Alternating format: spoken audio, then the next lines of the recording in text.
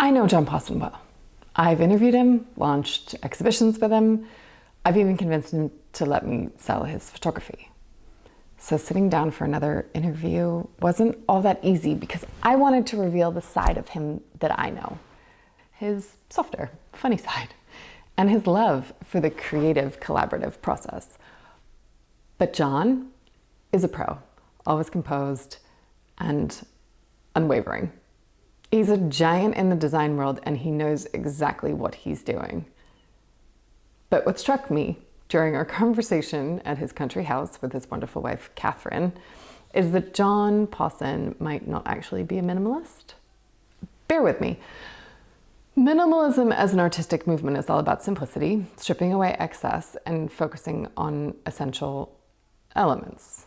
John's work embodies this with the monochrome tones and the absence of art on his walls. Yet in his house, every corner, detail, stone, and thread demands attention.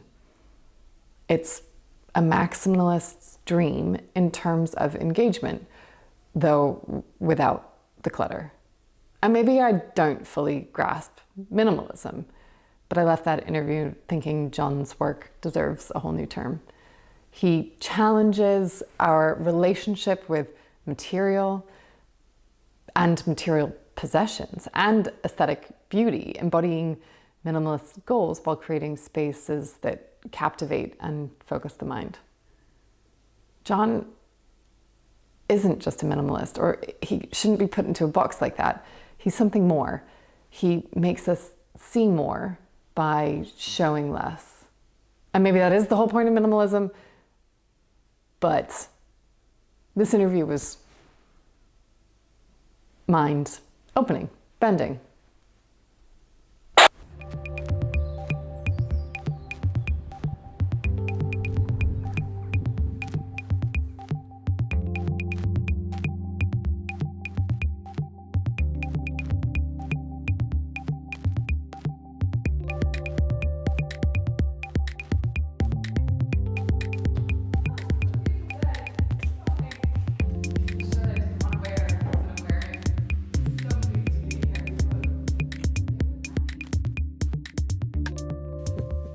How many times do you think you've been interviewed?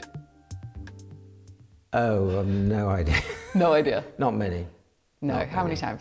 I don't know. Thousands. Never even thought about it, to be honest. No. Do you enjoy being interviewed?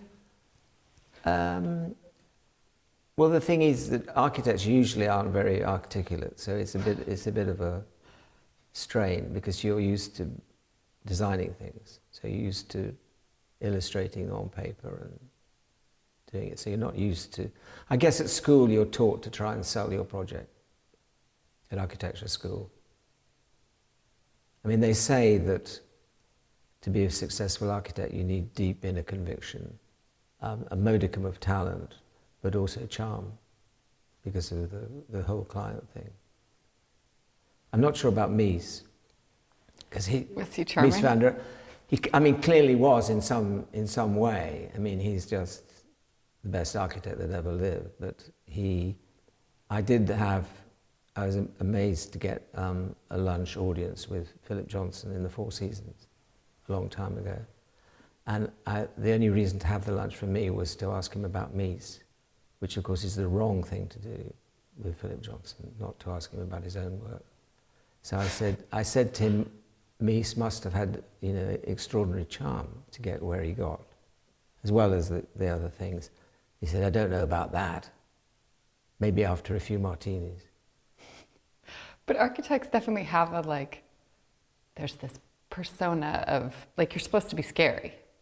Scared? Scary. Oh, architects scary, are they? Yeah. I think they probably work on that. I mean, it's a way of getting what they want, I suppose. How do you mean? Well, architects, are always, first of all, you have to find a client, you have to get a job, otherwise you can't build, and you can't show what you can do. So they're always in this terrible sort of competition to get work and to get clients. I mean, I remember when I was still at the AA as a mature student, and you know, thinking about eventually getting something to build, and not really thinking too much. And I was there with two of the well-known architects, and we were having a really nice chat. And then, out of the corner of their eye, they saw potential clients, and they were off. Took It off. was like, yeah, nothing comes in, you know. I mean, it's not getting a client at any cost, I think. I mean, I think there's enough there to, you don't have to do someone else in. But you have to be, you have to be slightly wary, because, you know, a lot of architects are very, very competitive. But you're very good at sort of platforming yourself or selling yourself without selling yourself. Well, I've been very lucky that it's just happened. I mean, it's not.